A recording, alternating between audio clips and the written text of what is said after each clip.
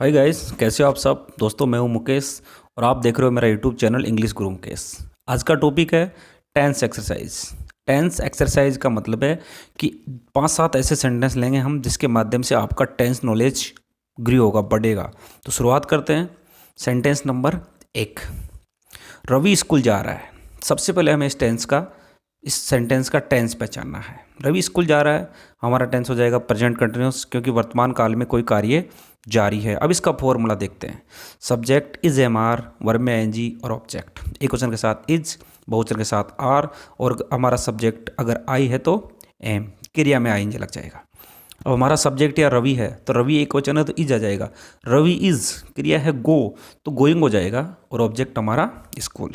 तो Ravi is going to school, Ravi school जा रहा है। हमने पहले टेंस पहचाना, फिर उसका फॉर्मूला में याद था, तो हम आराम से उसका सेंटेंस बना सके। दोस्तों एक सेंटेंस और देखते हैं, सेंटेंस नंबर 2। मैं कल हॉस्पिटल गया। अब आपने काम कल कर दिया, भूतकाल में आपने काम कर दिया, तो ईजी में फास्ट टेंस हो जाएगा, और पास्ट टेंस में भी सिंपल पास्ट टेंस हो जाएगा ये, क्योंकि साधारण वाक्य है। मैं कल हॉस्पिटल गया, पास्ट सिंपल टेंस। इसका फॉर्मूला बहुत ईजी है। सब्जेक्ट है, क्रिया की सेकंड फॉर्म आएगी, ऑब्जेक्ट आएगा। सिर्फ क्रिया की सेकंड फॉर्म हमें ध्यान रखनी है पास्ट सिंपल टेंस में। अब हमारा यहाँ जाएगा कि आई वेंट हॉस्पिटल येस्टरडे। अब सब्जेक्ट हो गया आई, क्रिया होगी गो की सेकंड फॉर्म हो गई वेंट।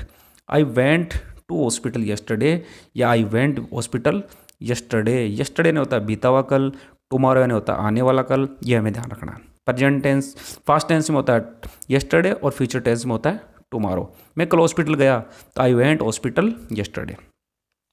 अब यह देखो, वह कल क्रिकेट मैच खेलेगा, वह कल क्रिकेट मैच खेलेगा, कल कोई काम करेगा। फ्यूचर टेंस, ये भी साधारण वाक्य हैं, तो future simple tense. Future simple tense का फॉर्मूला भी बड़ा इजी है, सब्जेक्ट आएगा। अब यहाँ से एक चीज़ हमें देखने, फ्यूचर यहाँ कल आएगा तो यहाँ आएगा tomorrow.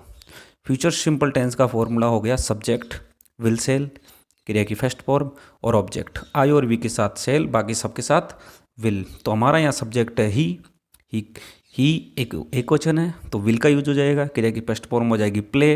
He will play cricket match tomorrow, यहाँ टुमारो आएगा। पिछले सेंटेंस में यस्टरडे आया, लेकिन यहाँ हमने यूज किया टुमारो, क्योंकि हमारा जो कल है ये आने वाला कल है। सेंटेंस नंबर 4 बहुत इंपॉर्टेंट है। मोहन सुबह से अखबार पढ़ रहा है। बताइए कौन सा टेंस है। वर्तमान काल में काम जारी है, that means present perfect continuous tense. लेकिन प्रेजेंट परफेक्ट कंटिन्यूअस टेंस क्यों आया? क्योंकि यहाँ काम का टाइम भी दे रखा है सुबह से। इसका फॉर्मूला थोड़ा लंबा है, देखना। Subject has been, have been, क्रिया में I N G, object since for plus time. आपको समय की अवधि है तो सिंस का प्रयोग, समय की अगर बिंदु है तो फॉर का, समय की अवधि है तो फॉर का प्रयोग, समय का बिंदु है तो सिंस का प्रयोग। तो यहाँ समय का बिंदु है, समय का बिंदु क्या है? सुबह से, तो यहाँ सिंस का प्रयोग हो जाएगा।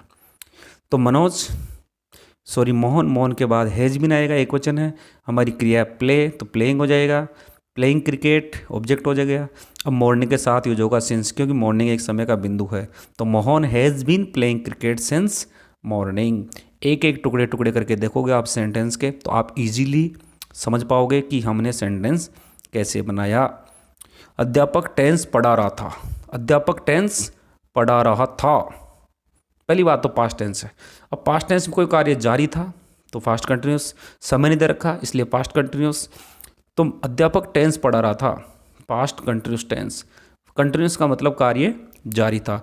अगर टाइम दे दिया होता तो परफेक्ट कंटिन्यूस हो जाता।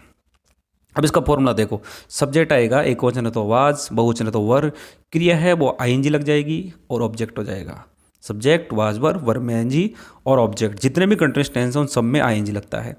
अब देखो, हमारा सब्जेक्ट हो जाएगा हमारा सब्जेक्ट हो जाएगा टीचर। द टीचर, एक ही टीचर है तो वाज, टीच यानी पढ़ाना तो टीचिंग हो जाएगा।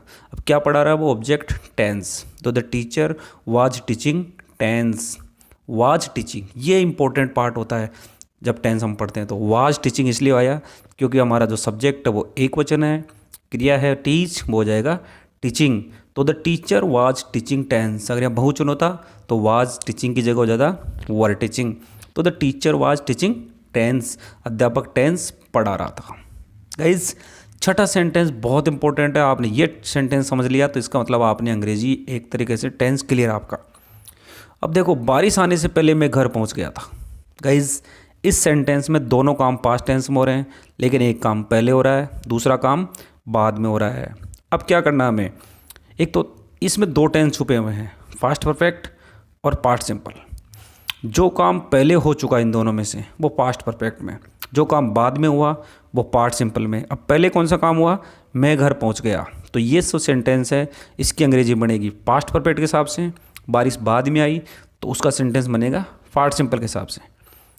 जो काम पहले हुआ वो हो जाएगा सब्जेक्ट प्लस हेड प्लस क्रिया की थर्ड फॉर्म प्लस ऑब्जेक्ट, और जो काम बाद में हुआ उसमें हो जाएगा सब्जेक्ट प्लस क्रिया की सेकंड फॉर्म प्लस ऑब्जेक्ट, और हमें आफ्टर बिफोर का प्रयोग करना है। अब देखो, बारिश आने से पहले मैं घर पहुंच गया था। देखिए एक एक चीज़ देखिए इसमें, आई हैड रीच्ड होम, मैं घर पहुंच गया था, पास्ट परफेक्ट टेंस। बिफोर किससे पहले, द रेन केम, रेन केम ये हो गया जो काम बाद में हुआ, पास्ट सिंपल।